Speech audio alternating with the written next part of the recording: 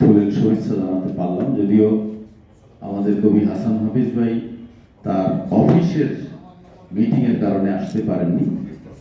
যাই হোক, তার আমরা ফুলের তোড়াটা আমরা তার রুমে পৌঁছে দেব, যেহেতু তিনি আমাদের সভাপতি।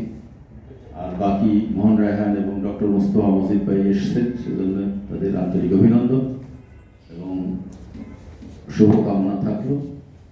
আর আজকে দীর্ঘ কবিতার আসর হলেও মানে কবিতার ক্ষেত্রে অনেকেই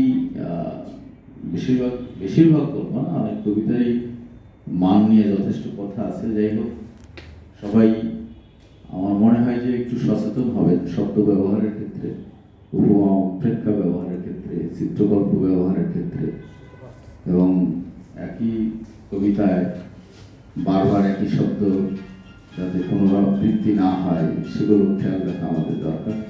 কারণ উত্তরাধুনিক কবিতায় অনেক কিছু ইয়ে করতে হয়, মেনটেন করতে হয়, সেগুলো আমরা খেয়াল রাখবো, কিন্তু হতাশ হব না, আমরা লিখতেই থাকবো। যে সবাইকে আন্তরিক অভিনন্দন। আমি আর কথা বাড়াবো না, কারণ দীর্ঘ সময় আমরা কবিতা শুনছি, সবাই ক্লান্ত।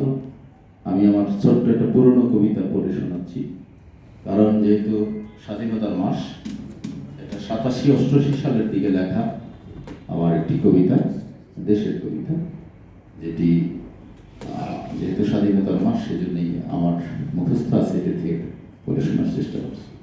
কবিতার শিরোনাম শুধু একটি কবিতার জন্য। শুধু একটি কবিতার জন্য আমি কতবার ধরেছি হাল, ভাঙা নৌকোয় সেরা পাল দিয়েছি তালি, কত শতবার জানিনি কিছুই। শুধু একটি কবিতার জন্য আমি যুদ্ধে গিয়েছি, কতবার মায়ের বুক হয়েছে খালি, বোন আমার ভিজেছি বালিশ, দেখেনি কেউ বুকের পাজরে ক্ষত চিহ্ন, আজও রাজ টিকার মতো অম্লান।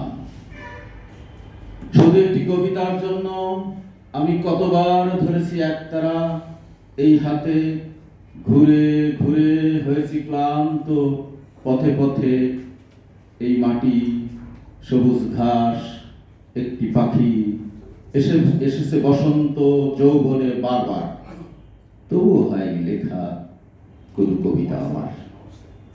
শুধু একটি কবিতার জন্য প্রিয়তমার শাড়ির আঁচল, ভালোবাসার বন্ধন কিছুই দেয়নি বাধা, কোনো কাজে, মিছিল কিংবা যুদ্ধে। অথচ আমি আজও লিখতে পারিনি একটি কবিতা। আমার অন্তরাত্মা যখনই ব্যস্ত কবিতার পংক্তি সাজাতে, তখনই আসে অজপাড়া ভগ্নভিটে বাটি, প্রতিটি লাইন করে দখল চিরভাস্বর বাস্তবতার কঠোর প্রতিকৃতি। সবাইকে ধন্যবাদ।